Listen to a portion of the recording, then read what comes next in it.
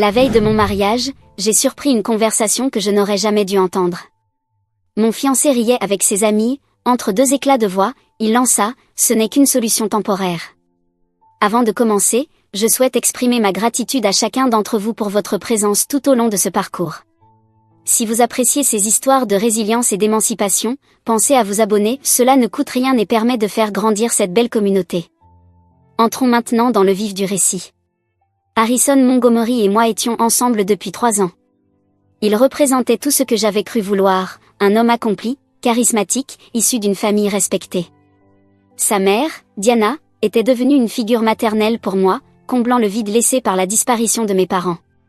Quant à sa sœur, Claire, elle était devenue la confidente que je n'avais jamais eue. À mes yeux, tout semblait parfait, du moins jusqu'à ce que je découvre ce qu'il cachait. L'enterrement de vie de garçon avait lieu au Grand Hôtel, situé à quelques pas seulement de notre pentouse. Je n'avais pas prévu de m'y rendre ce soir-là, mais j'avais oublié de remettre à Harrison les boutons de manchette de son grand-père, un détail important pour la cérémonie, expressément demandé par Diana. Le personnel de l'hôtel me connaissait bien, Harrison et moi y avions organisé de nombreux événements caritatifs. Sans poser de questions, ils m'ont conduite au salon privé. C'est à cet instant que tout a basculé. J'ai entendu le rire reconnaissable d'Harrison, suivi de paroles qui allaient bouleverser ma vie. « Allons, tu ne vas pas me dire que tu veux vraiment te poser avec Sophia », lançait son meilleur ami, Blake, dont la voix franchissait la porte entr'ouverte. « Pourquoi pas », rétorqua Harrison, visiblement éméché. « Sur le papier, elle est parfaite. Son héritage va permettre de faire grandir Montgomery Enterprises et ses relations sont précieuses. En plus, elle m'est entièrement acquise. » Des rires ont éclaté, mais ce sont ces mots suivants qui m'ont glacé le sang, de toute façon, elle est temporaire, jusqu'à ce que quelqu'un de plus convenable entre en scène. Je suis resté figé, la boîte en velours contenant les boutons de manchette serrés dans mes mains, tandis que mon monde s'effondrait. 3 années de souvenirs ont défilé devant mes yeux, soudain entachés d'un tout autre regard. Les appels tardifs pour soi-disant affaires, les annulations de dernière minute, les manières subtiles avec lesquelles il influençait mes décisions, tout prenait désormais un sens sinistre. Pourtant, je ne versai aucune larme. Une étrange lucidité s'empara de moi. De retour chez moi, j'ai allumé mon ordinateur portable.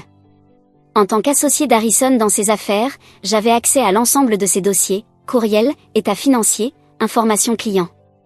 4 heures plus tard, j'avais réuni suffisamment de preuves non seulement pour briser son cœur, mais pour démolir toute la façade soigneusement construite de sa vie professionnelle. Le matin du mariage s'est levé dans une atmosphère de calme glaçant. Mes mains étaient stables pendant que je me maquillais, contrastant avec l'excitation fébrile que j'avais longtemps imaginé ressentir en ce jour. Les documents compromettants étaient dissimulés dans une enveloppe couleur crème, cachée dans ma suite nuptiale. Diana entra dans la pièce, les yeux brillants de fierté. « Ma chère Sophia, les fleurs sont arrivées, elles sont tout simplement splendides », dit-elle en me tendant le bouquet de pivoine blanche et de roses pastel, sans se douter que ce symbole d'amour allait bientôt devenir une arme. Mes demoiselles d'honneur s'agitaient autour de moi dans leurs robes couleur champagne, telles des papillons élégants. J'aperçus Claire dans le miroir, se tenant derrière moi, ajustant mon voile avec une délicatesse telle que ma détermination vacilla un instant. « Je n'arrive pas à croire que mon frère ait autant de chance », murmura-t-elle en me serrant les épaules. « Tu vas le laisser sans voix. Si tu savais à quel point tu as raison, pensai-je en affichant un sourire parfaitement maîtrisé. L'heure qui suivit fut rythmée par les nuages de lac, les retouches de rouge à lèvres et les flûtes de champagne que je n'osais pas toucher. Chaque notification sur mon téléphone faisait battre mon cœur, non par nervosité, mais dans l'attente fébrile de ce qui allait suivre. Mon détective privé m'avait promis des confirmations définitives avant midi. À 11h43, le message tomba, preuve supplémentaire recueillie. Le journaliste est en place. Je m'éclipsai dans la salle de bain, mon téléphone tremblant dans la main. Les captures d'écran confirmaient tous mes soupçons, les comptes offshore d'Harrison, les fonds détournés, et plus accablant encore, des courriels échangés avec sa maîtresse détaillant leur projet après la lune de miel. Cette même maîtresse qui, comble de l'ironie, siégeait au conseil d'administration de son entreprise. Un coup frappé à la porte me fit sursauter. Sophia, la coordinatrice dit qu'il reste une demi-heure, appela Claire. J'ai presque fini, répondis-je d'une voix calme, en dépit de la tempête qui faisait rage en moi. Je m'attardai un instant devant le miroir. La femme qui me faisait face n'était plus celle qui, la veille, écrivait ses vœux avec des larmes de joie. Cette femme portait sa robe de mariée comme une armure, et son rouge à lèvres carmin comme une déclaration de guerre silencieuse. Lorsque je sortis, Diana m'interpella doucement. « Je tiens à ce que tu portes ceci, dit-elle en attachant à mon cou un collier de perles délicates. Il est dans la famille Montgomery depuis des générations. La grand-mère d'Harrison l'a porté le jour de son mariage. Les perles étaient glacées sur ma peau, un héritage de plus qui deviendrait le témoin silencieux de la tragédie à venir. « Merci, Diana », murmurai-je en la serrant dans mes bras. « Je veux que tu saches que, quoi qu'il arrive aujourd'hui, tu as été plus une mère pour moi que je n'aurais jamais osé l'espérer. » Elle me regarda, troublée, mais avant qu'elle ne puisse répondre, la planificatrice de mariage fit irruption, l'oreillette vissée à l'oreille, le bloc-notes en main. Tout est en place. Les invités sont assis et le marié est à l'autel. Mes demoiselles d'honneur se mirent en ligne, l'excitation se lisant dans leurs gestes. Claire déposa un baiser sur ma joue avant de prendre sa place en tête de cortège. J'attendis qu'elles aient toutes quitté la pièce, puis je récupérai l'enveloppe dissimulée dans sa cachette. Je glissai l'enveloppe dans une poche discrète, soigneusement cousue à l'intérieur de ma robe. Les portes de l'église se refermèrent derrière les demoiselles d'honneur, me laissant seule dans le vestibule. À travers les lourds battants en bois, je percevais les notes élégantes du quatuor à cordes jouant le canon de Pachelbel, le même morceau que Harrison et moi avions choisi ensemble, un dimanche pluvieux, plusieurs mois auparavant. Mon téléphone vibra une dernière fois, le photographe et le journaliste sont en place. Tous les partenaires commerciaux sont présents. Le contact au sein de la police est en alerte. J'effaçai le message et rangé le téléphone au fond de mon sac. La coordinatrice du mariage apparut à mes côtés, rayonnante de professionnalisme. « Prête, mademoiselle Grant ?» demanda-t-elle. Je pensais à la première fois où j'avais rencontré Harrison, à ce gala de charité où son sourire avait illuminé la pièce. Je revis notre premier baiser sous la pluie, sa demande en mariage sous les étoiles toscanes, tous ces souvenirs qui, autrefois, faisaient battre mon cœur. Puis me revinrent les éclats de rire cruels de la veille, les années de mensonges, la manipulation soigneusement orchestrée. Les portes de l'église s'ouvrirent, la marche nuptiale résonna, et les 200 invités se levèrent en même temps.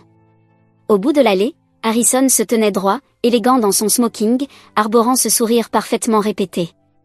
Il ne se doutait pas qu'en moins de 5 minutes, ce sourire se briserait, tout comme sa réputation, son entreprise et l'univers qu'il avait mis des années à bâtir. Je fis mon premier pas, mon bouquet serré contre moi. Le poids de l'enveloppe, pressé contre ma cuisse, me rappelait la véritable raison de ma présence. Il ne s'agissait pas d'une marche vers l'union, mais d'un compte à rebours vers la chute. « Oui », répondis-je à la coordinatrice, ma voix douce et maîtrisée. « Je suis prête. » Chaque pas me ramenait à un souvenir autrefois précieux, aujourd'hui teinté de mensonges. Les chuchotements, quelle magnifique mariée, résonnaient comme des moqueries dans mon esprit. Le sourire d'Harrison s'élargissait à mesure que je m'approchais, sa confiance intacte, le masque parfait de l'homme convaincu d'avoir dupé le monde entier. 3 pas avant l'autel, mon regard croisa celui de Blake, son meilleur ami. Son sourire vacilla légèrement, comme s'il percevait une dissonance dans mon expression. À ses côtés, Rebecca Matthews, associée d'Harrison, portait une robe bleu marine sobre mais hors de prix, probablement achetée avec les fonds détournés de l'entreprise. 2 pas restaient. Je vis Diana essuyer une larme d'émotion avec un mouchoir brodé à ses initiales, tandis que Claire, au milieu des demoiselles d'honneur, frémissait d'enthousiasme. La vision de leur innocence me serra le cœur, consciente qu'elles allaient devenir victimes collatérales de l'effondrement de l'homme qu'elles aimaient. Un dernier pas. « Tu es splendide », murmura Harrison en tendant la main vers moi. Je reculai légèrement, juste assez pour qu'il remarque l'écart. Le prêtre ouvrit la bouche pour entamer la cérémonie, mais je me tournai lentement vers les invités. L'enveloppe semblait brûler contre ma peau lorsque je la saisis. Le son du cachet qui se déchire résonna dans le silence pesant. Avant de commencer, déclarai-je d'une voix ferme qui porta jusqu'au fond de l'église, j'aimerais partager quelques lectures. Non pas de la Bible, mais des courriels privés d'Harrison à l'attention de Rebecca Matthews, envoyés tout au long de nos fiançailles. Le visage d'Harrison se vida de toute couleur tandis que je dépliais le premier document. Rebecca se tortilla sur son banc, mal à l'aise, tandis que des murmures confus montaient de l'assemblée. « Ma chère Rebecca », commençai-je, le ton parfaitement stable, une fois le mariage conclu, la fusion sera validée et le fonds fiduciaire de Sophia deviendra accessible. Nous pourrons alors mettre à exécution notre plan initial. Elle ne soupçonne rien. Les murmures devinrent plus forts. Harrison fit un pas vers moi, mais je reculai à nouveau, sortant de nouveaux documents. Et ce n'est pas tout, poursuivis-je, mon sourire aussi tranchant que du verre. Quelqu'un souhaite-t-il entendre parler des comptes offshore? Ou des manipulations comptables au sein de Montgomery Enterprises? J'ai des copies pour chacun d'entre vous, y compris pour les représentants de la SEC, qui devraient arriver d'une minute à l'autre.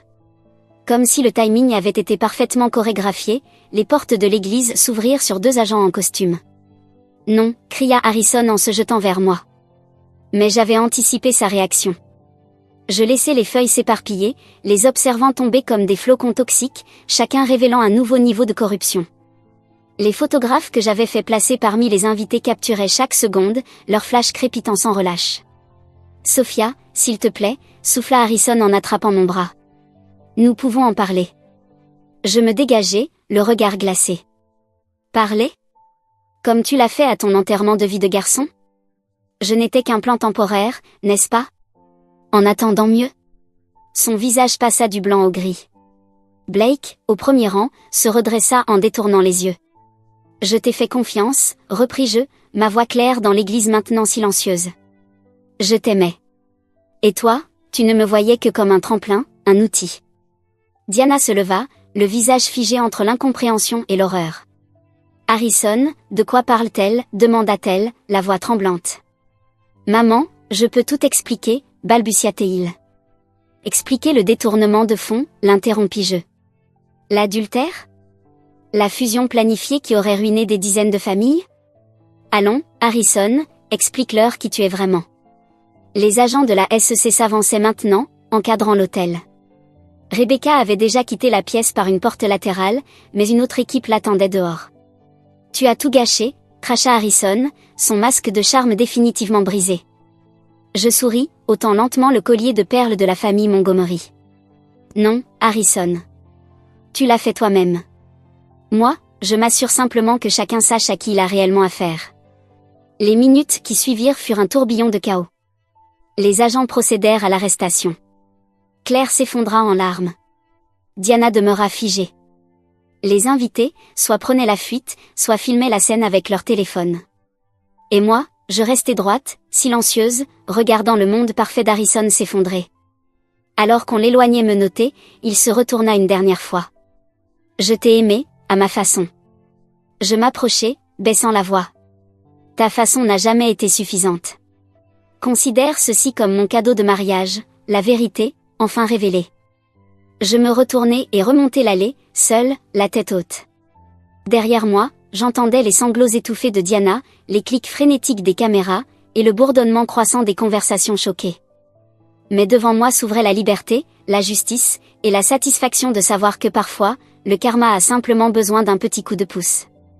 En sortant, le soleil printanier m'inonda de lumière. J'ouvris les portes de l'église. Une foule de journalistes attendait à l'extérieur. C'était mon dernier geste, assurer que la chute d'Harrison serait complète et publique. Les questions fusèrent autour de moi. Je souris, consciente que, même si ce n'était pas le conte de fées dont j'avais rêvé, c'était bien mieux. C'était la justice. Les semaines suivantes défilèrent comme les scènes d'un film dont je n'aurais jamais imaginé être l'héroïne. Les gros titres criaient, l'héritier Montgomery tombe de son piédestal, et, une mariée trahie dévoile un scandale financier.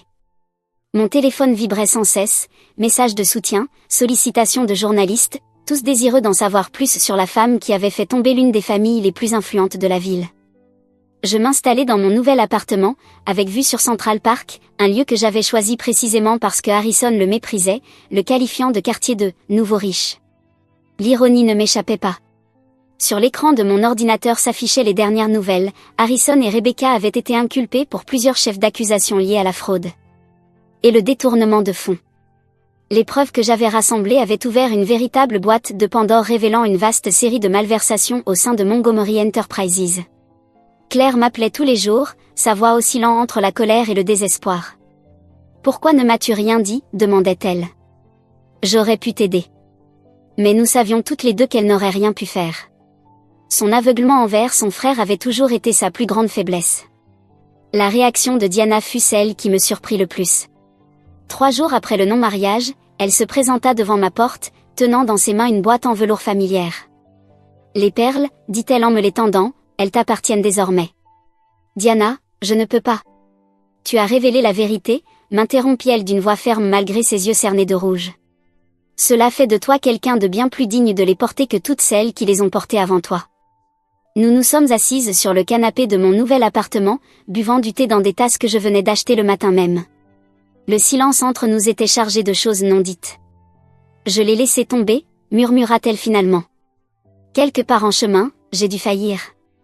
Non, dis-je en prenant sa main. Harrison a fait ses propres choix. Tu lui as tout donné pour qu'il devienne un homme droit. Il a décidé d'agir autrement. L'enquête interne de l'entreprise révéla une corruption bien plus profonde que quiconque ne l'avait imaginé. En vérité, son père avait semé les graines des pratiques douteuses des années auparavant, et Harrison n'avait fait qu'en perfectionner les mécanismes. L'effondrement de la société toucha des centaines d'employés, mais j'avais anticipé cela. Grâce à des signalements anonymes, de nombreux investisseurs avaient pu déplacer leurs fonds quelques semaines avant que le scandale n'éclate. Blake tenta de me contacter une fois, probablement pour se protéger lui-même. Son message resta non lu dans ma boîte de réception, aux côtés des tentatives désespérées d'Harrison pour s'expliquer. Certains ponts ne méritent tout simplement pas d'être reconstruits. Rebecca, bien sûr, coopéra avec les autorités. Elle avait toujours su faire preuve d'un pragmatisme remarquable. Son témoignage permit de garantir qu'Harrison passerait une grande partie de ses meilleures années dans une institution fédérale, troquant ses costumes sur mesure contre l'uniforme de prisonnier.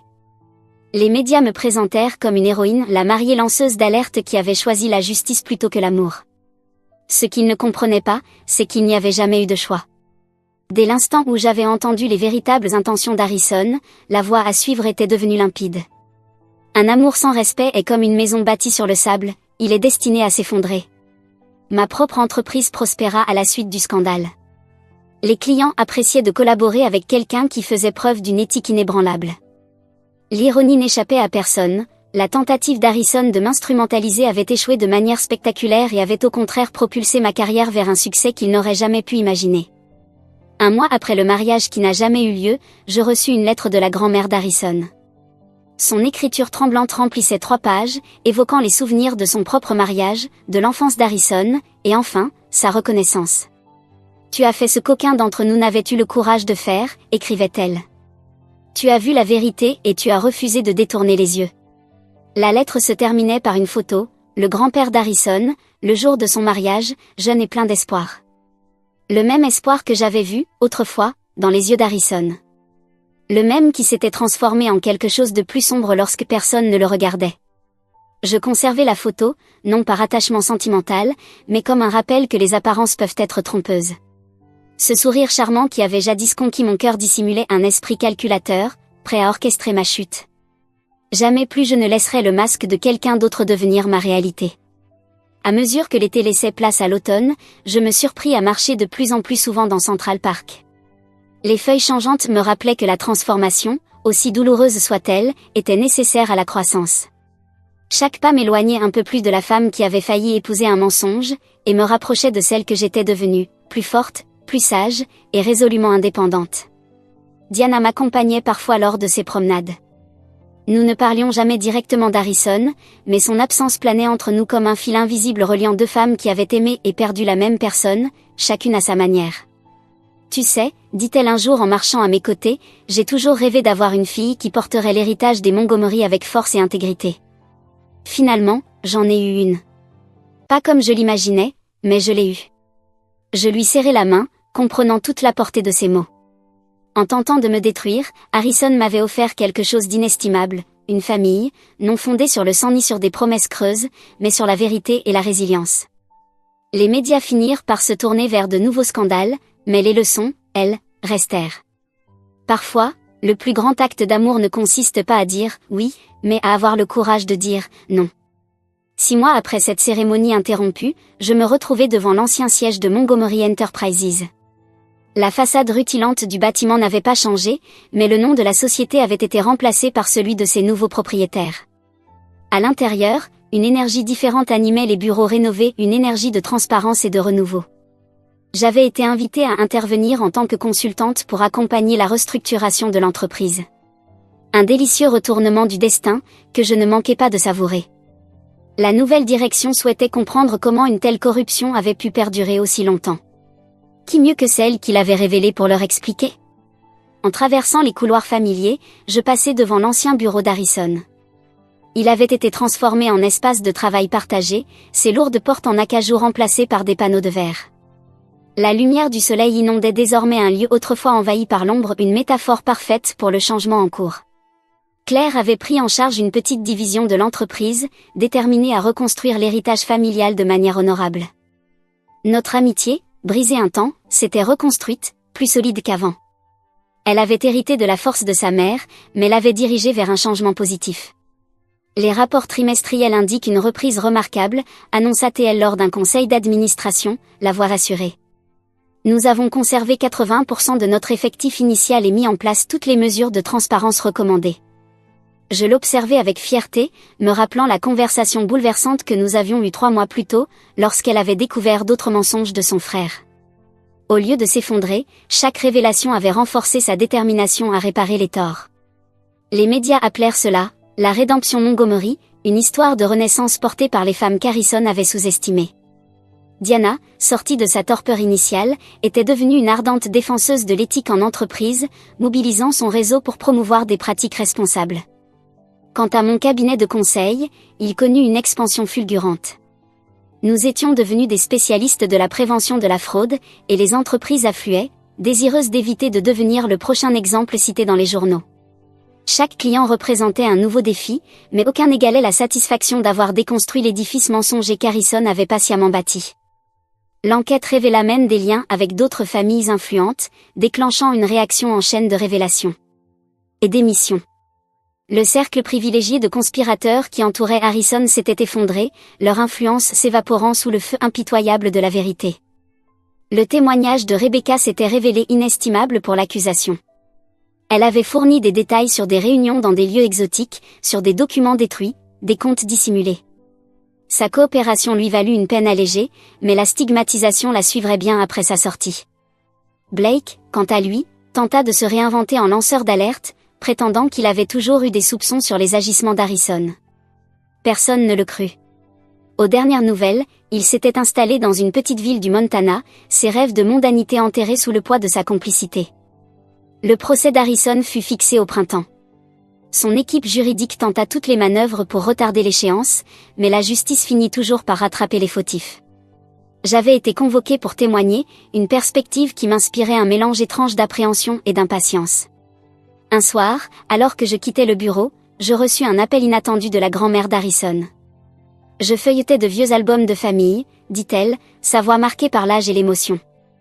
Il y a quelque chose que vous devriez voir. Autour d'un dîner dans sa maison de ville élégante, elle me montra des photos d'Harrison enfant. Un garçon souriant, porteur d'un potentiel de bonté, avant que l'ambition et l'avidité ne déforment son chemin, je l'ai vu changer, confia-t-elle, ses doigts traçant les contours d'un cliché jauni. Année après année, succès après succès, il est devenu un homme que je ne reconnaissais plus. Vous l'avez vu aussi, n'est-ce pas? Avant tout le monde. J'acquiesçai en silence, me remémorant ces instants où le masque d'Harrison s'était fissuré, un commentaire cruel, un geste méprisant des signes que j'avais choisi d'ignorer, jusqu'à la veille du mariage. Le nom Montgomery avait autrefois une signification, poursuivit-elle en refermant l'album. Grâce à vous, à Claire et à Diana, il pourrait en retrouver une, digne cette fois. En rentrant chez moi ce soir-là, les lumières de la ville se fondaient en traînées d'or et d'argent. Je pensais à l'héritage, non seulement celui des Montgomery, mais le mien. En révélant la vérité, j'avais déclenché une onde de changement positif. Ma robe de mariée pendait encore dans mon placard, non comme un rappel de ce que j'avais perdu, mais comme le symbole de ce que j'avais gagné, la force, la clarté et la certitude que parfois, la meilleure vengeance n'est pas la destruction, mais la reconstruction. Le lendemain, j'avais rendez-vous avec une autre entreprise, à la recherche de conseils en éthique professionnelle. L'ironie ne m'échappait pas. La trahison d'Harrison m'avait conduite à ma véritable vocation. En tentant de m'utiliser comme marchepied, il m'avait involontairement montré ma voie. La veille de mon mariage, j'avais entendu une vérité qui avait brisé mon monde. 6 mois plus tard, j'en avais bâti un nouveau, plus fort, plus limpide, et infiniment plus authentique que l'illusion dans laquelle j'avais failli m'engager. Le printemps arriva avec son lot d'attentes. Le procès d'Harrison approchait. Le tribunal débordait de tension alors que je montais à la barre des témoins. Ma voix ne trembla pas une seconde tandis que je retraçais chaque détail. Ses yeux ne me quittèrent pas, mais ils n'avaient plus le pouvoir de faire battre mon cœur. Je le voyais enfin tel qu'il était, un homme dont la plus grande défaite fut d'avoir été démasqué. L'épreuve était accablante. Chaque document que j'avais collecté cette fameuse nuit devint un clou de plus dans le cercueil de sa défense. Ses avocats tentèrent de me faire passer pour une femme blessée en quête de revanche, mais la traçabilité des faits racontait une toute autre histoire, celle d'une fraude méthodique s'étendant sur des années. Le moment le plus poignant fut lorsque Diana témoigna. Droite sur son siège, digne et imperturbable, elle raconta comment son propre fils avait manipulé les finances familiales, trahissant la confiance de plusieurs générations. La vérité, déclara-t-elle d'une voix limpide, doit toujours passer avant le lien du sang. Le visage d'Harrison se contracta sous l'impact de ces mots. Pour la première fois, une émotion réelle fendit son masque. Il comprit alors qu'il avait perdu non seulement sa liberté, mais aussi le soutien indéfectible de sa mère. Le procès dura 3 semaines. Chaque jour apportait son lot de révélations, d'anciens employés témoignèrent des menaces reçues, des partenaires commerciaux révélèrent comment ils avaient été happés dans la toile d'Harrison. Je suivais chaque instant, assise aux côtés de Claire, observant l'homme que nous avions aimé dévoiler sa noirceur au grand jour. Le verdict fut rendu un jeudi pluvieux, coupable sur tous les chefs d'accusation. La sentence, 15 ans de réclusion sans possibilité de libération anticipée. Alors que le juge énonçait la décision, j'observais le profil d'Harrison. Toujours séduisant, mais diminué. Ce sourire enjôleur qui avait autrefois charmé des salles entières et brisé mon cœur avait disparu. Rebecca, qui avait négocié sa peine en échange de son témoignage, écopa de 5 ans. Elle évita mon regard lorsqu'on l'emmena, ses vêtements de luxe remplacés par l'uniforme orange de la prison. Blake, inculpé en tant que complice, accepta un accord impliquant des travaux d'intérêt général et une lourde amende. À la sortie du tribunal, les journalistes se pressaient pour obtenir des déclarations. Diana prit la parole, Claire et moi à ses côtés. La famille Montgomery a toujours valorisé l'intégrité, déclara-t-elle d'une voix ferme. Le verdict d'aujourd'hui, bien que douloureux, honore cet engagement. Nous remercions le jury pour sa diligence et la justice pour avoir triomphé.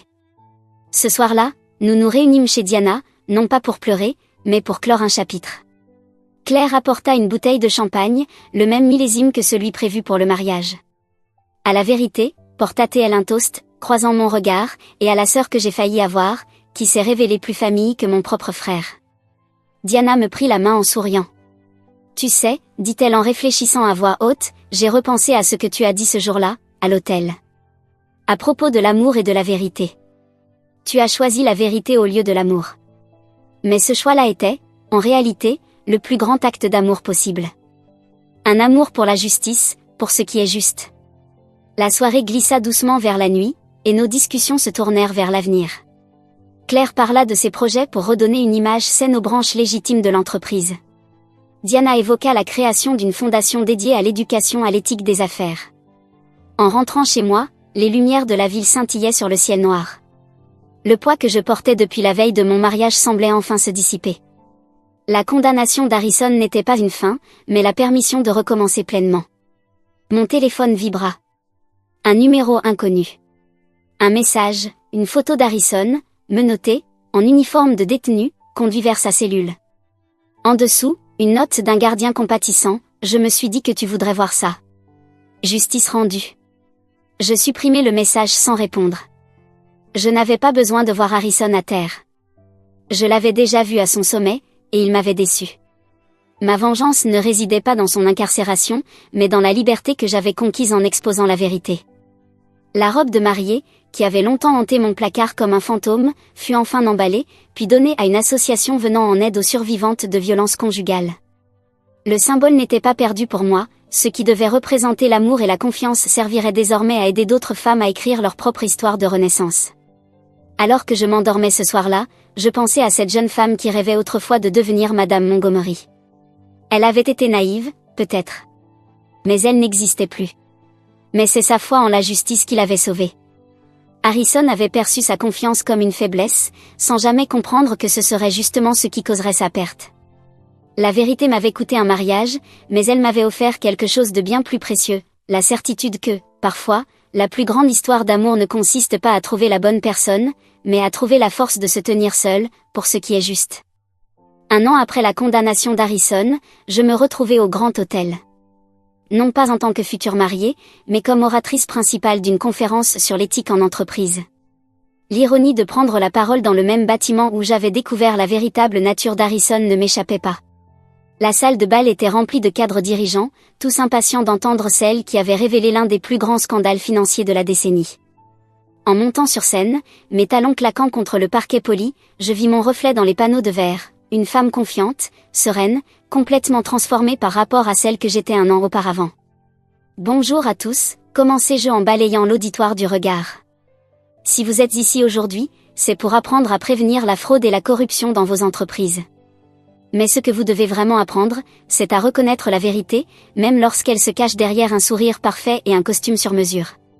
Au premier rang, Diana et Claire m'observaient avec fierté. Claire avait réussi à rebrander les actifs restants des Montgomery en une nouvelle société axée sur les investissements durables. La fondation de Diana avait déjà financé des programmes d'éthique dans 3 grandes universités. La plus grande menace pour l'intégrité d'une entreprise, poursuivis-je, ne vient pas toujours de l'extérieur. Parfois, c'est le PDG charismatique diplômé de Harvard. Parfois, c'est le partenaire de confiance au parcours irréprochable. Et parfois, c'est la personne avec qui vous pensiez passer votre vie.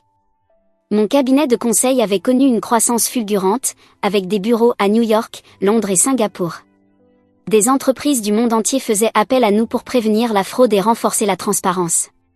Chaque client venait avec ses propres histoires, des erreurs évitées de justesse, des scandales frôlés, des Harrison Montgomery, interceptés avant qu'ils ne causent des dégâts irréparables. Après mon discours, lors de la réception de réseautage, une jeune femme s'approcha. Ses mains tremblaient légèrement lorsqu'elle se présenta.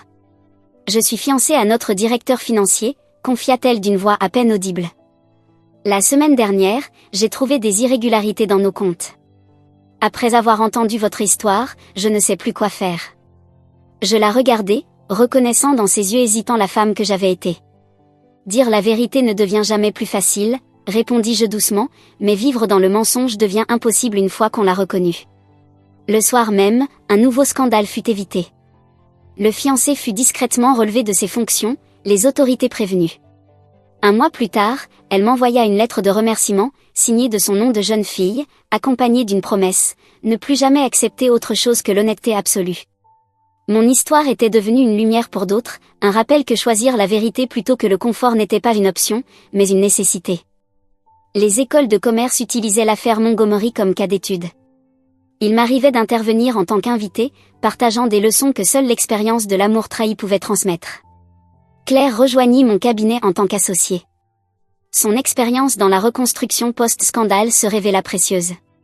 Ensemble, nous développâmes des programmes pour aider les entreprises à bâtir des cultures de transparence et de responsabilité. Tu sais, dit-elle un soir en consultant des dossiers, je pensais qu'Harrison était le fort de la famille. Aujourd'hui, je comprends que la vraie force ne réside pas dans la conservation du pouvoir, mais dans le courage de dénoncer l'injustice, même quand cela fait mal. La fondation de Diana lança un programme de bourse pour les femmes spécialisées en éthique des affaires, portant le nom de la grand-mère d'Harrison, décédée paisiblement quelques mois après le procès. Ses derniers mots pour moi avaient été « Tu as sauvé l'âme de notre famille ». Les médias continuaient parfois à publier des articles sur « la mariée qui sauva Wall Street », mais ma vie s'était largement éloignée de ce jour décisif. Mon travail n'était plus une vengeance, mais une mission de prévention et de protection. Les recours d'Harrison furent systématiquement rejetés. Ses tentatives d'alléger sa peine tombèrent dans l'indifférence. Les preuves que j'avais réunies étaient trop accablantes pour être contestées. Parfois, je me demandais s'il avait réellement compris que sa chute ne venait pas de ma découverte de ses plans, mais de sa croyance erronée que l'amour pouvait être utilisé comme une arme. Un an après avoir révélé la vérité, je me tenais dans mon bureau surplombant Central Park, observant le coucher du soleil colorer le ciel de teintes de rédemption.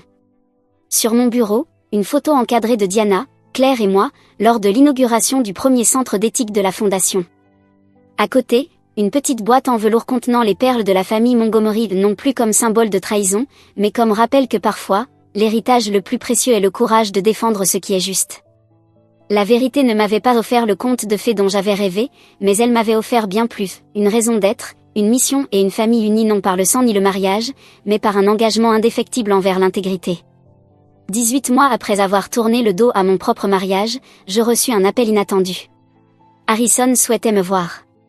Sa demande passait par son conseiller pénitentiaire.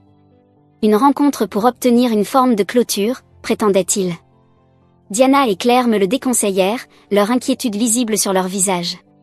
Mais quelque chose en moi ressentait le besoin de cette dernière conversation, cette pièce finale du puzzle pour clore définitivement ma guérison. La salle des visites de la prison était austère et froide, bien loin des lieux luxueux où nous avions autrefois partagé nos rêves. Harrison était assis à une table en métal, sa combinaison orange tranchant violemment avec les costumes sur mesure qu'il affectionnait tant. Son visage s'était durci, le charme lisse laissant place à une authenticité rude que je ne lui avais jamais connue. « Sophia », dit-il d'une voix plus grave qu'avant, « merci d'être venue. » Je m'assis face à lui, gardant un extérieur calme alors que mon cœur battait avec force, submergé de souvenirs. « Pourquoi voulais-tu me voir, Harrison ?» demandai-je. Il baissa les yeux vers ses mains, celle-là même qui, un jour, avait glissé une bague de fiançailles à mon doigt. J'ai eu beaucoup de temps pour réfléchir à ce que j'ai fait. À qui j'étais. À qui je suis devenue. 18 mois de réflexion, notai-je. Un changement notable pour un homme qui pensait pouvoir se sortir de tout grâce à son sourire. J'ai mérité tout ce qui m'est arrivé, admit-il, et sa franchise me surprit. En vérité, je ne te méritais pas. Pas parce que tu n'étais pas à la hauteur, mais parce que moi, je ne l'étais pas, les mots suspendus entre nous pesaient lourds, chargés de tout ce qui aurait pu être. Par la fenêtre de la salle, je vis des nuages s'accumuler, reflet parfait de la tempête d'émotions qui grondait en moi. Tu sais ce qui est le pire, reprit-il en levant les yeux. C'est que je t'aimais. D'une manière tordue, égoïste, mais je t'aimais. Seulement, j'aimais le pouvoir davantage. J'aimais le jeu encore plus. L'amour ne devrait jamais être un jeu, Harrison. Non, répondit-il, plus doucement. Il ne devrait pas. Nous restâmes silencieux un instant, bercés par les sons lointains de la prison, créant ainsi une toile de fond sobre pour notre ultime conversation. Rebecca m'écrit, dit-il soudainement. Elle demande pardon, comme si le pardon pouvait effacer ce que nous avons fait. Je le regardai attentivement, et pour la première fois, je vis dans ses traits la marque laissée par les conséquences chez un homme qui n'avait jamais cru qu'elle s'appliquerait à lui. Est-ce que tu me demandes pardon, toi aussi, demandai-je. Non, répondit-il en secouant la tête. Je veux seulement que tu saches que tu avais raison. Surtout. La femme qui s'est éloignée de cet hôtel était bien plus forte que l'homme qui l'attendait. Les gardiens nous signalèrent que notre temps était presque écoulé. Harrison se redressa, retrouvant une ombre de son ancienne prestance. J'ai entendu parler de ton travail, dit-il. La Fondation pour l'éthique. Le cabinet de conseil. Tu as bâti quelque chose de significatif, sur les cendres de ce que j'ai détruit. Nous l'avons tous fait, répondis-je. Ta mère, Claire.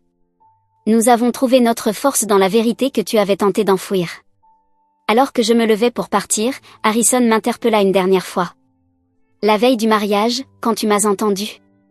Est-ce que c'était à ce moment-là que tu as compris? Je me retournai, revoyant la jeune femme qui se tenait devant cette porte, serrant une boîte de boutons de manchette. Non, répondis-je honnêtement. C'était juste la première fois que j'admettais ce que j'avais toujours su. En sortant de la prison, je me sentis étrangement plus légère. Non pas parce qu'Harrison avait changé, ni parce que son aveu m'avait validé. Mais parce que je comprenais enfin que ma force ne venait pas seulement d'avoir dénoncé ses mensonges ou d'avoir fui notre mariage. Elle venait d'un choix, celui de préférer la vérité au confort, la justice à l'amour, l'intégrité à l'illusion. Diana m'attendait sur le parking, sa présence, un soutien silencieux. « Tu vas bien ?» demanda-t-elle alors que je m'installais dans le siège passager. « Oui », répondis-je avec un sourire. Et pour la première fois, c'était entièrement vrai. « Je vais très bien. » En nous éloignant, je regardais la prison disparaître dans le rétroviseur. Harrison allait purger encore 13 ans, mais moi, j'étais déjà libre. Libre du poids des regrets et des « et si ». Libre du fantôme d'un amour qui, en réalité, n'avait jamais été que fiction. Le ciel s'était dégagé, et devant nous, un arc-en-ciel s'étirait à l'horizon, un rappel de la nature que, même après la plus violente des tempêtes, quelque chose de beau peut émerger. Mon téléphone vibra. Un message de Claire, la dernière initiative de la Fondation avait reçu un financement complet. La vie, parfois, c'est surprendre. J'avais perdu un fiancé, mais j'avais gagné une famille. Perdu un rêve, mais trouvé un but. Cette nuit-là, la veille de mon mariage, avait semblé marquer une fin. En réalité, elle n'avait été que le commencement, le début d'un voyage vers quelque chose de bien plus précieux que le conte de fées auquel j'avais failli me résigner, la vérité. Et cette vérité, il s'avéra, ne m'avait pas seulement libérée, elle nous avait tous libérés. 1 an après ma rencontre avec Harrison, ma vie avait fleuri d'une manière que je n'aurais jamais pu imaginer. La Fondation pour l'éthique s'était développée à l'international, et notre cabinet était devenu une référence mondiale en matière de transparence. Mais c'est une toute autre rencontre qui allait marquer ce chapitre de mon histoire. Je donnais une conférence à Columbia Business School lorsque je le remarquai dans l'auditoire. Son regard sombre, attentif, posait des questions réfléchies sur les mesures préventives contre la fraude.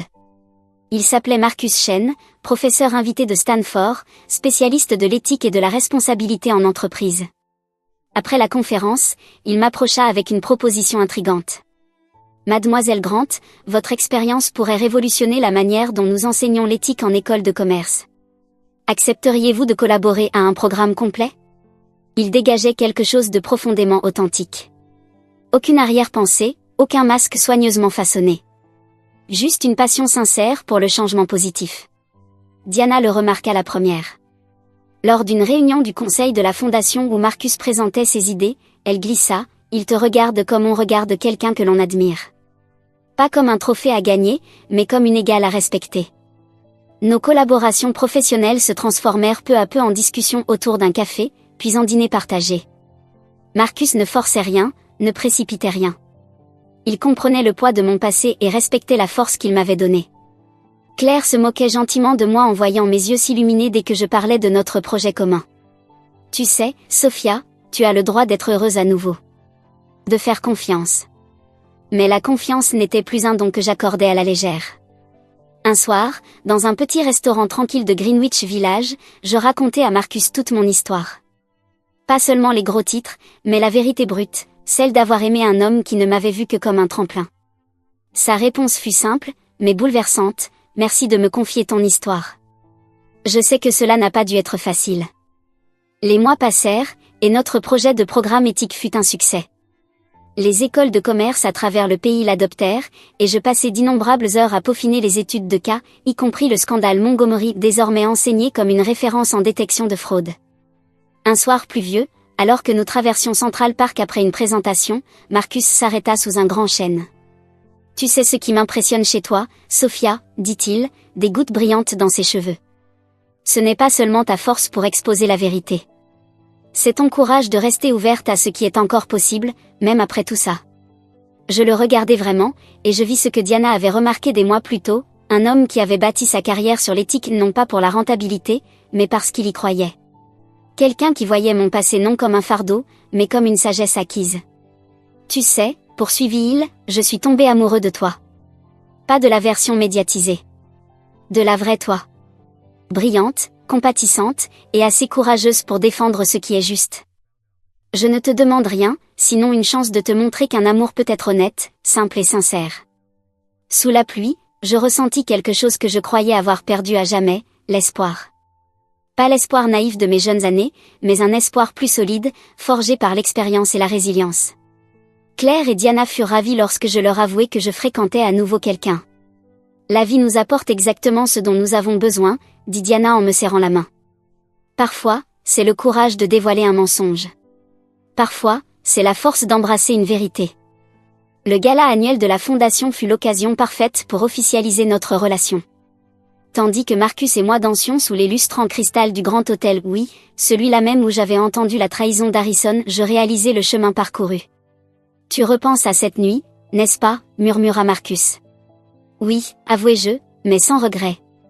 Cette nuit m'a appris à faire confiance à mes instincts, à exiger la vérité, et l'amour. Elle m'a mené jusqu'ici. » Il sourit, une compréhension profonde dans les yeux. « Pour reprendre tes propres mots, la vérité ne t'offre pas toujours la fin que tu voulais, mais elle t'emmène là où tu dois être. » Alors que nous valsions, j'aperçus Diana de l'autre côté de la salle. Elle leva son verre discrètement, et je sus qu'elle pensait la même chose que moi. Parfois, la plus belle des revanches n'est pas de détruire ce qui nous a blessés, mais de construire quelque chose de magnifique à partir de ce que l'on a appris. La vérité, celle qui avait brisé mon monde 2 ans plus tôt, m'avait mené vers un amour qui n'avait pas besoin d'être testé ou prouvé. Un amour aussi transparent et stable que les principes que nous partagions. 3 ans, jour pour jour, après mon presque mariage avec Harrison, je me tenais devant le miroir, ajustant une autre robe blanche. Plus simple, plus élégante. Le reflet fidèle de la femme que j'étais devenue. Diana ajusta mon voile, ses yeux brillants d'un bonheur sincère. Cette fois, murmura-t-elle, tout est exactement comme il se doit. Claire fit irruption dans la pièce, une bouteille de champagne à la main. Marcus flotte presque au plafond, là dehors, à celle qui avait transformé un rêve brisé en une vocation. Tu devrais voir les étudiants qui sont venus, disait Claire en riant. La moitié de l'école de commerce de Columbia est là pour voir leur professeur préféré se dire oui. Le lieu n'était pas une grande cathédrale comme celle que j'avais choisie pour mon premier mariage. Non, cette fois, Marcus et moi avions opté pour les jardins botaniques, l'endroit où nous avions passé d'innombrables heures à discuter de notre programme d'éthique, entre baisers volés et rêves partagés. La liste des invités était plus courte, mais chaque personne présente représentait une relation authentique, un lien véritable, construit sur le respect mutuel et la compréhension. Prête, demanda Diana, en me tendant une boîte en velours familière. Les perles des Montgomery brillaient sous la lumière matinale. Autrefois symbole d'une dynastie fondée sur la tromperie, elle représentait désormais autre chose, le pouvoir de la transformation, de la douleur sublimée en mission. En fait, répondis-je avec un sourire, en refermant doucement la boîte. Je pense qu'elles appartiennent désormais à la Fondation. Qu'elles soient le rappel de ce que nous avons traversé, et de ce que nous sommes devenus. Les yeux de Diana se remplirent de larmes lorsqu'elle me serra dans ses bras. Tu es véritablement la fille que j'étais destinée à avoir. La cérémonie fut tout ce que la première n'avait pas été, sincère, intime et remplie de joie véritable. Les vœux de Marcus ne parlaient ni de possession ni d'obligation, mais de partenariat et de but partagé. Lorsqu'il évoqua la manière dont mon histoire l'avait inspiré bien avant notre rencontre, et comment mon courage avait fait de lui un meilleur enseignant et un homme plus intègre, je retrouvai dans ses yeux la même conviction que lors de notre toute première rencontre. Mes propres vœux retraçaient le chemin qui m'avait mené ici. L'amour, ce n'est pas une succession de moments parfaits ou de gestes grandioses, dis-je en plongeant mon regard dans le sien. C'est choisir la vérité plutôt que le confort, la croissance plutôt que la facilité, et trouver quelqu'un qui fait ses choix avec vous, chaque jour. La réception vibrait d'énergie. Étudiants et chefs d'entreprise discutaient, tous réunis par un engagement commun, celui du leadership éthique. La nouvelle initiative de la Fondation venait d'être lancée, un programme de bourse pour les lanceurs d'alerte souhaitant reconstruire leur carrière, une nouvelle page dans notre histoire de transformation. Claire leva son verre pour porter un toast, un sourire éclatant aux lèvres. À ma sœur au nom de sang, mais par choix, qui nous a appris que la plus grande histoire d'amour n'est pas de trouver la bonne personne, mais de devenir la bonne personne. Et à Marcus, qui a prouvé que le véritable amour ne vous demande jamais de trahir vos valeurs. Il les élève. Plus tard, alors que Marcus et moi dansions notre première danse, il murmura. Tu penses parfois à ce qu'aurait été ta vie si tu ne l'avais pas entendu cette nuit-là? Je regardais autour de moi, la famille que j'avais choisie, la mission que j'avais construite, et l'homme qui m'aimait, non pas malgré mon passé, mais à cause de ce qu'il avait forgé en moi. Cette nuit-là n'a pas changé mon destin, répondis-je. Elle l'a révélé. Nous avions appris que la demande de libération conditionnelle d'Harrison allait être examinée. Mais cela me semblait lointain, comme un chapitre d'une autre histoire. Ces actions avaient déclenché ma transformation, mais ne me définissaient plus. La femme qui avait quitté un rêve illusoire avait trouvé quelque chose de réel, un amour fondé sur la vérité, un but né de principes, et un bonheur construit par le courage. En fin de soirée, Diana me prit à part. J'ai quelque chose pour toi, dit-elle en me tendant un petit paquet. À l'intérieur, un simple carnet, le journal de la grand-mère d'Harrison, écrit à ses débuts dans la famille Montgomery. Elle y parlait de choisir la vérité, même lorsque cela coûte tout. Tu ne fais pas que prolonger son héritage, expliqua Diana. Tu l'as réinventé. En regardant Marcus discuter avec les invités dans le jardin, je ressentis un profond sentiment d'achèvement. La revanche que j'avais jadis souhaitée s'était transformée en quelque chose de bien plus puissant, la rédemption. Non seulement pour moi, mais pour tous ceux que notre histoire avait touchés. La vérité qui avait brisé mon monde l'avait aussi reconstruite pièce par pièce, instant après instant, choix après choix. Et lorsque Marcus croisa mon regard avec ce sourire sincère, vulnérable, celui-là même qui avait commencé à guérir mon cœur, je sus que parfois, les plus belles fins ne sont pas celles que l'on planifie, mais celles que l'on mérite, en ayant le courage d'embrasser la vérité, peu importe où elle mène. La veille de mon premier mariage m'avait appris ce que l'amour n'est pas. Chaque jour depuis, m'avait enseigné ce qu'il est vraiment, un choix, un engagement, et surtout, une dévotion inébranlable à la vérité, à la fois magnifique et brutale. Finalement, c'était là la plus grande des revanches, non pas seulement survivre à la trahison, mais apprendre à aimer à nouveau, avec plus de sagesse, plus de profondeur, et plus d'authenticité que jamais auparavant. 5 ans après cette nuit décisive, je me tenais à un pupitre, devant un amphithéâtre bondé de la Stanford Business School. Les visages tournés vers moi représentaient la nouvelle génération de dirigeants, désireux d'apprendre de ce qu'on appelait désormais l'affaire Montgomery. Marcus, devenu chef du département d'éthique, était assis au premier rang, avec ce même regard rempli de fierté qu'il avait eu le jour de notre mariage. 2 rangs derrière lui, Diana et Claire ne manquaient jamais cette conférence annuelle.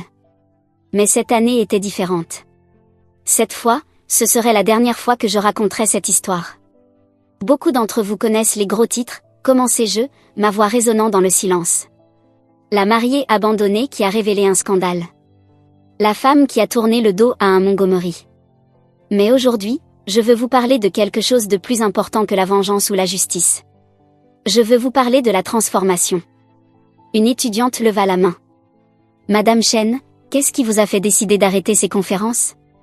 Je souris, posant instinctivement ma main sur mon ventre légèrement arrondi. Notre premier enfant, encore tenu secret. Parce que certaines histoires doivent se terminer, pour que de nouvelles puissent commencer. Après la conférence, Claire me rejoignit dans mon bureau, s'installant comme autrefois sur le coin du bureau. Harrison passe en commission de libération conditionnelle le mois prochain, dit-elle à voix basse. Il a demandé si nous accepterions de témoigner pour lui. La nouvelle ne me bouleversa pas comme elle l'aurait fait autrefois. Le temps adoucit même les blessures les plus profondes. Et toi, demandai-je. Peut-être, admit-elle. Il est différent, maintenant. Les lettres qu'il m'écrit ne viennent pas du frère que j'ai connu, mais de celui que j'aurais aimé avoir. Diana lui rendait visite régulièrement. Elle m'avait parlé de la transformation lente de son fils, de ses efforts pour aider d'autres détenus à comprendre l'impact des crimes en col blanc sur les familles et les communautés. La fondation, elle aussi, avait évolué.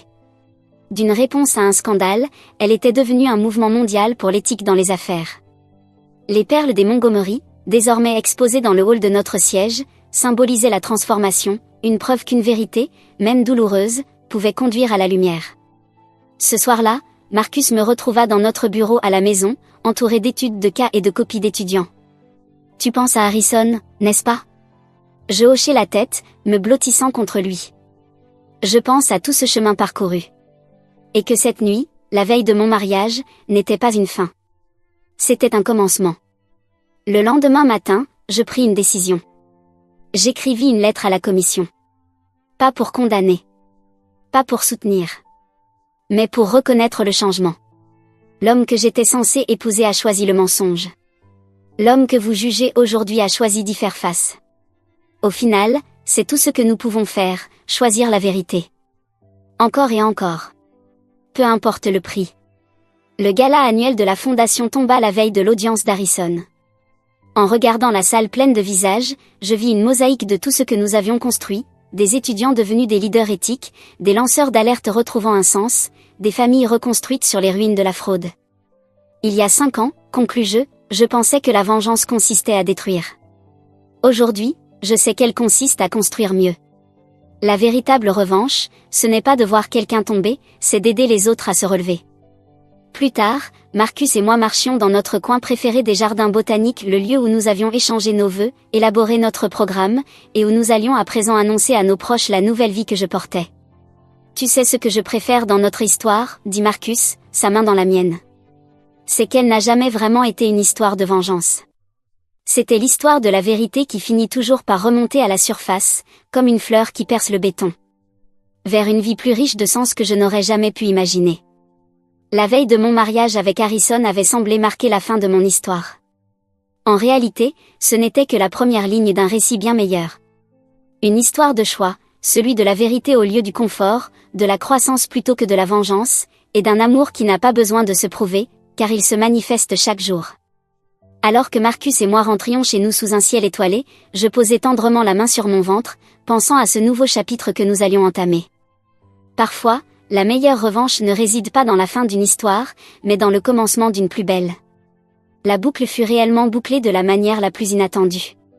Exactement 6 ans après cette nuit décisive au Grand Hôtel, je reçus une invitation qui me fit trembler. Harrison avait été libéré sous conditionnel, et Diana organisait un dîner familial en petit comité. La raison de cette réunion me coupa le souffle. Harrison souhaitait présenter des excuses formelles, sincères, à toutes les personnes qu'il avait blessées. Marcus me serra la main alors que nous nous garions devant la maison de Diana. Notre fille, Grace, dormait paisiblement dans son siège auto, inconsciente du poids émotionnel de cette soirée. À 8 mois, elle représentait tout ce que ma vie était devenue, pure, honnête et pleine d'espoir. Claire nous accueillit à la porte, son regard mêlant nervosité et espoir. Il est différent, me souffla-t-elle en m'enlaçant. Vraiment différent. Harrison se leva à notre entrée dans la salle à manger. La prison l'avait vieilli, arraché le vernis luxueux qu'il portait autrefois comme une armure. Ses costumes sur mesure avaient laissé place à des vêtements simples, modestes. Mais c'étaient ses yeux qui trahissaient le plus grand changement, un regard clair, direct, sans l'éclat calculateur que je lui connaissais. « Sophia », dit-il doucement, puis se reprit, « Madame Chen. Merci d'être venue. » Diana avait organisé les places avec soin, Marcus et moi d'un côté, Harrison de l'autre, Claire et elle servant de tampon entre nous. Le couffin de Grace était placé à côté de moi, et je remarquai que le regard d'Harrison y revenait sans cesse, avec quelque chose qui ressemblait à de l'émerveillement. « Elle est magnifique », murmura-t-il pendant l'entrée. « Elle a ta détermination dans le regard. » La conversation avançait prudemment, comme une danse évitant les obstacles invisibles. Harrison parla de son travail en prison, où il avait conseillé d'autres détenus condamnés pour crimes financiers. Il les aidait à comprendre les véritables conséquences de leurs actes. Il avait même lancé un programme reliant les criminels à leurs victimes et à leurs familles, afin de favoriser compréhension et repentance authentique. « Le travail de votre fondation nous est parvenu jusque-là », expliqua-t-il. « Votre programme d'éthique a été intégré à notre parcours de réhabilitation. Je l'ai enseigné à d'autres détenus, sans jamais leur dire que le cas étudié était mon histoire. » Au moment du dessert, Harrison prit la parole. « J'ai préparé quelque chose, si vous me permettez de le lire. » Il sortit de sa poche une feuille de papier usée. « Chère Sophia, commença-t-il d'une voix calme mais humble, merci. Pas pour ce que tu m'as empêché de faire, mais pour ce que tu m'as aidé à devenir en révélant qui j'étais. La veille de notre mariage, tu as entendu la vérité sur l'homme que j'étais. Ce soir, je veux que tu entendes la vérité sur l'homme que je suis devenu. » À ce moment précis, Grace se réveilla. Son petit cri coupa net la tension dans la pièce. Sans y réfléchir, je la pris dans mes bras. Elle se calma contre mon épaule, observant les visages autour d'elle avec curiosité. Le nom Montgomery représentait autrefois le pouvoir, à tout prix, reprit Harrison en regardant Grace. Grâce à vous, Claire et maman, il incarne désormais l'intégrité. Le plus grand cadeau que tu m'aies fait, ce n'est pas de m'avoir arrêté. C'est de m'avoir montré une autre manière de vivre. Diana essuyait ses larmes pendant qu'il évoquait ses projets, collaborer avec le programme de réinsertion de la Fondation, utiliser son expérience pour empêcher d'autres de suivre le même chemin. Il avait déjà refusé plusieurs offres lucratives qui l'auraient ramené dans le monde de l'entreprise. J'ai appris que le véritable pouvoir ne consiste pas à contrôler les autres, déclara-t-il en nous regardant, Marcus et moi. Il réside dans la capacité à se contrôler soi-même, à choisir la vérité, même quand le mensonge est plus facile. Alors que la soirée touchait à sa fin, Harrison demanda s'il pouvait rencontrer Grace. Je me surpris à hocher la tête, et Marcus m'accompagna de son sourire bienveillant.